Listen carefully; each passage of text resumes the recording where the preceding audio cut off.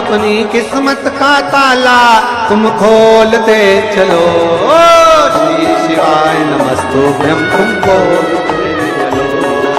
श्री शिवाय नमस्तुभ्यं तुम बोलते चलो। श्री शिवाय नमस्तुभ्यं तुम बोलते चलो। श्री शिवाय हार अपने स्थान पर बैठकर भगवान शिव जी से सावन के महीने में 2 लोटा जल महादेव जी को चढ़ाने के लिए जाओ। तब 3 चीजें अपने अंदर धारण करना। पहले नंबर का तो 2 लोटा जल जब घर से लेकर जाओ तो जरूरी नहीं कि दोनों हाथों में लेकर जाओ। एक लोटे के ऊपर दूसरा लोटा रखकर दूसरा हाथ से अगर कोई काम हो, पल्लू लेना हो या कोई कार्य हो तो कर सकते हो। नहीं तो तुम 2 लोटा हाथ में रख लो और पल्लू डाल देना सिर पे, जरा सिर पे पल्लू। अब वो तुम्हारा लोटा हाथ में, वो बेचारा वो भेरू पल्लू रख। ठीक है, थोड़ा और खींचो ये बाजू का, तो पल्लू वो भेरू ने और खींचा है।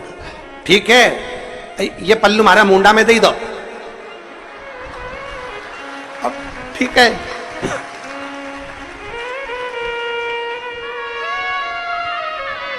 और थोड़ी दूर चली और याद आ गया, ओ बाप! इतने में भेरू ने कहा, क्या हो गया? क्या हुआ?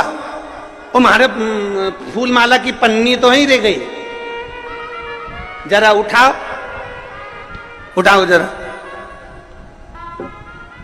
ये ले, कमर में खोसी दो, कमर जो खोसे दो, कमर में पन्नी। और कैलाश पर्वत पे जाके रहूंगी, भोले को अपना। अब पति भी के अच्छा शंकर हुआ और अच्छा जल हुआ।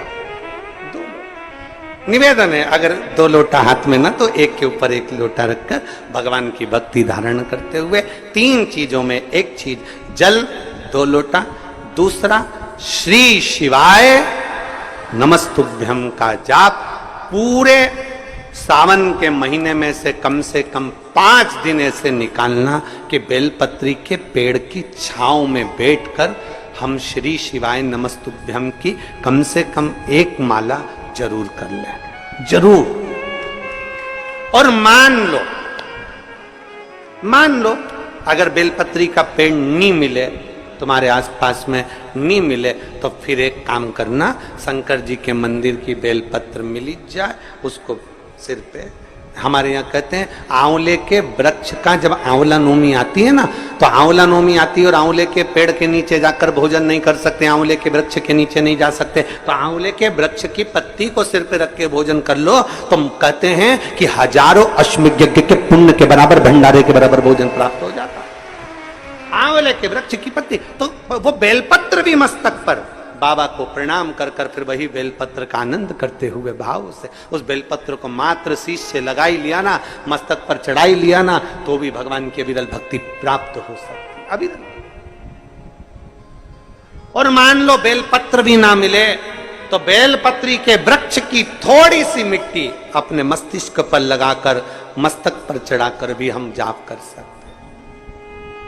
बेलपत्र के वृक्ष की मट्टी का भी चंदन हम लगा सकते। चंदन हमने एक बार पहले